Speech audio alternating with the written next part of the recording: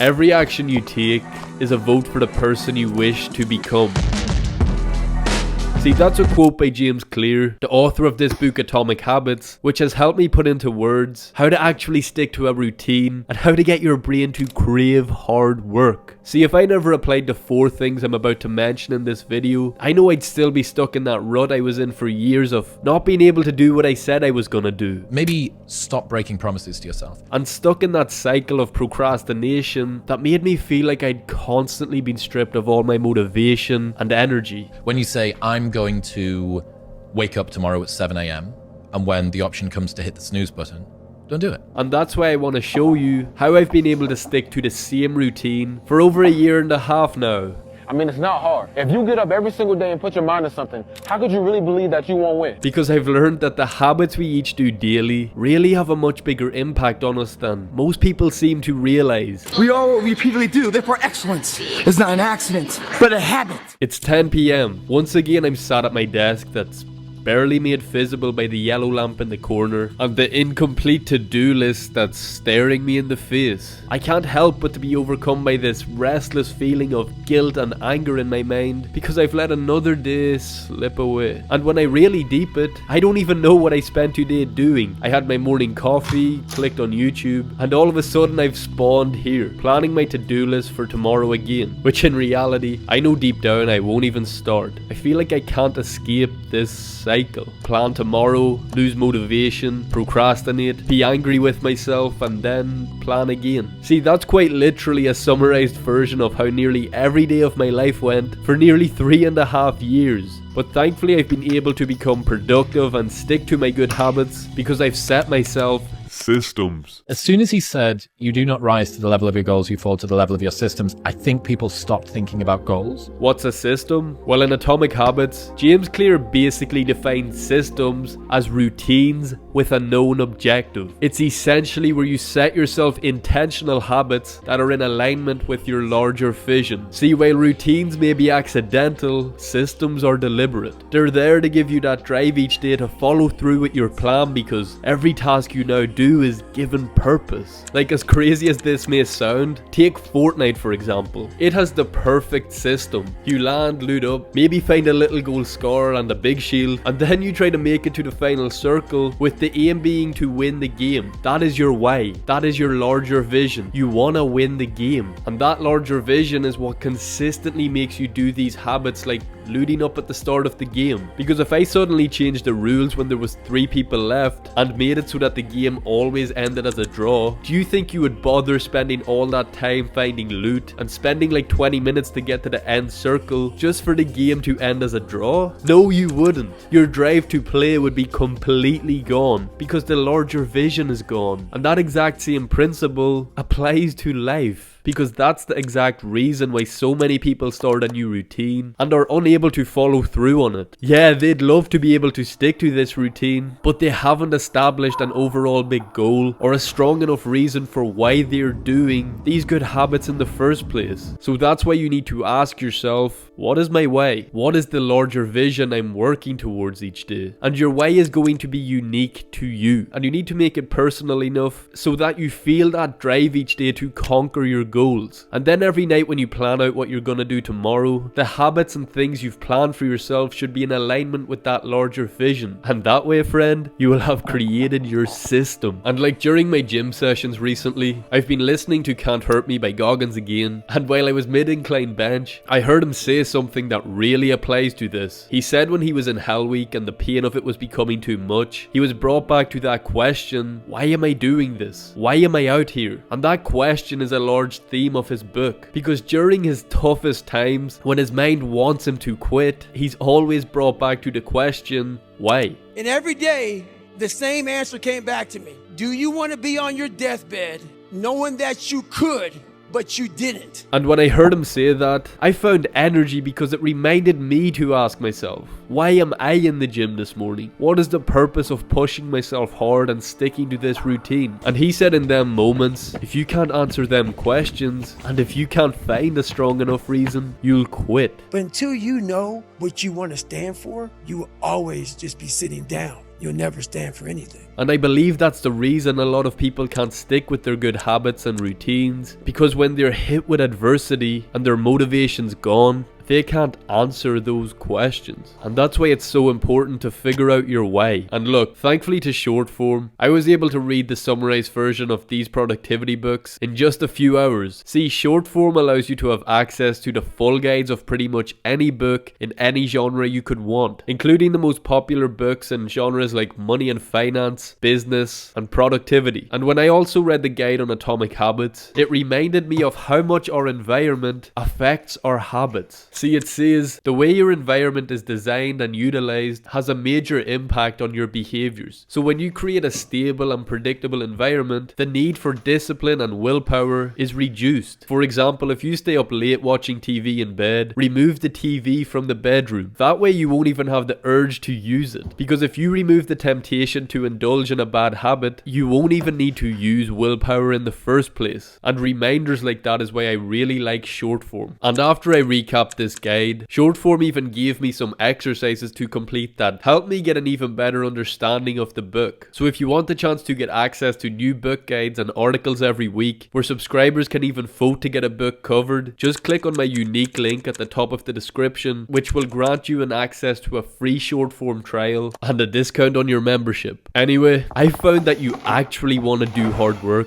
and stick to your routine each day when you hack your dopamine. And here's how you do it. See, your baseline dopamine level is essentially the natural resting level of dopamine in your brain. And if you can maintain a healthy, balanced baseline dopamine level throughout the day, you will feel so much more motivation to do hard things, bro. Because when you're not stimulating yourself with anything else but your work, I'm not even joking, the hard work actually becomes kind of fun. And quick disclaimer, I'm not claiming to be a scientist. This is just something I've implemented in my life after hearing Huberman talk about it, and it's also heavily mentioned in Atomic Habits. See, Huberman says dopamine is our motivation hormone. It is the thing that gets us to take action because our brain believes we're gonna receive a reward. For example, take this study from Atomic Habits that shows the crazy power of this reward system. James Clear said, in 1954, these two guys ran an experiment where they used electrodes to block the dopamine releases in these rats. Word for word, he literally wrote, the rats lost all will to live. They wouldn't eat, they wouldn't mate, they didn't crave anything. Within a few days, the rats died of thirst. And bro, you can imagine if you didn't drink water for a few days, damn boy, you'd be motivated to get your hands on some luxurious water. So it just shows you these guys must have been severely unmotivated. But then these other researchers came along and also blocked the dopamine releases in the rat's brain, but this time they squirted sugar in the rat's mouth and their faces lit up.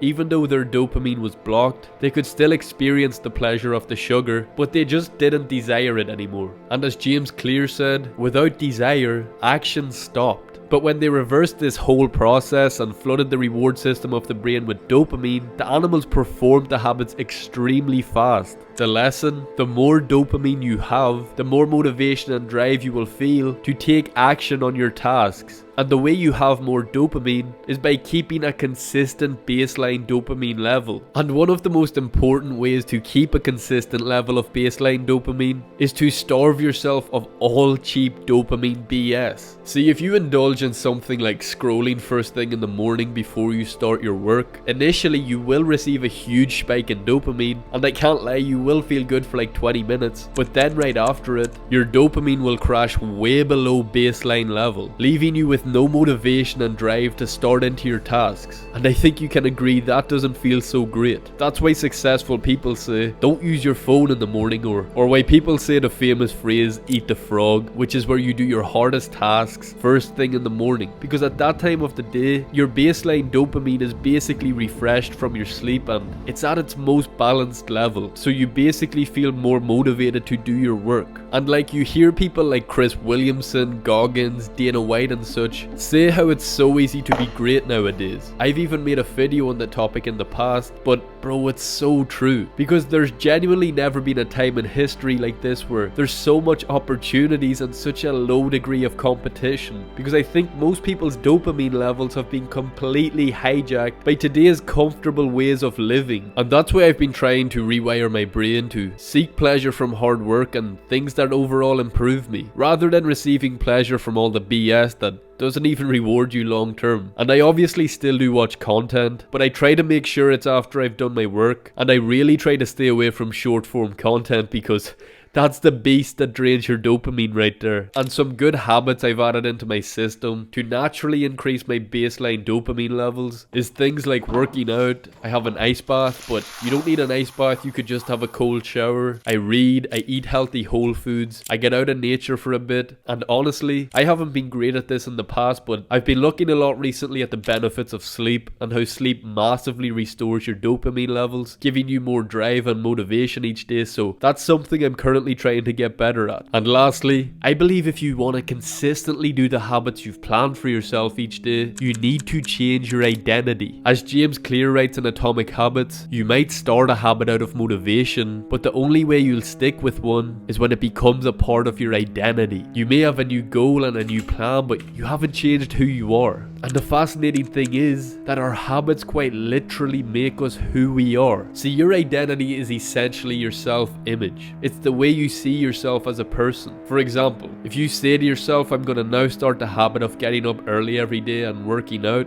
you may be able to do that for the first few days, but most likely you won't be able to stay consistent with it because it's not a part of your self-image. Although you may not believe it, you still view yourself as a person who doesn't work out in the morning, who doesn't get up early. And I'm not saying what time you have to get up at. I'm just using this as an example to show you that when you're still operating with your old belief system, you're not going to be able to consistently perform your new habit. And that's why it's so important to shift your identity and change your self-image, because if you don't, you will always be stuck wondering, why can I not stay consistent? And that's something I struggled with for so many years. And James Clear says you can change your identity with a simple two-step process. 1. Decide the person you want to be. 2. Prove it to yourself with small wins. So that means if you want to start becoming a person who works out every morning, you first start with the aim of just getting up early and just showing up to the gym. You don't need to do a difficult session, you just need to go. And if you consistently keep getting these small wins over a long enough period, you'll start to view yourself as a morning person who gets up and works out. You will form that belief about yourself because your habits contribute most of the evidence that shapes your identity. And I've begun to realize it makes complete sense that it takes a while for our self-image to change, because you're doing something unfamiliar to your normal routine. So of course your mind is going to be kind of confused at the start, and that's where you need to use a bit of discipline to try and stack up this evidence. So then when the alarm goes off in the morning, you may be tired, but you've already stacked up enough past evidence that you've reprogrammed your belief system to think this is just what we do. We get up and work out at this time. And I like the way James Clear puts it in Atomic Habits. He says habits are not about littering your day with life hacks. It's not about achieving external measures of success like earning money, losing weight, or reducing stress. Habits can help you achieve all of that, but fundamentally they are not about having something, they are about becoming someone. And I find that to be so true, because when you really deep it, when you become the person you want to be, all of them external things seem to come too. And that's where I think so many people have their priorities wrong. They're always trying to chase things instead of realizing that when you become the person worthy of that thing, you'll naturally achieve it. So if you can really implement the things I've talked about in this video, trust me when I say I've no doubt you will achieve whatever you're working towards. And brother, let me leave you with this Earl Nightingale quote that just left me amazed a few weeks ago. I slept and dreamt that life was joy. I woke and saw that life was duty. I acted and behold, duty was joy. I'd appreciate if you'd subscribe and hit the like button to help grow this community, and leave a comment down below on the best insight you've learned over the last while. As always, through hard work we grow. Peace.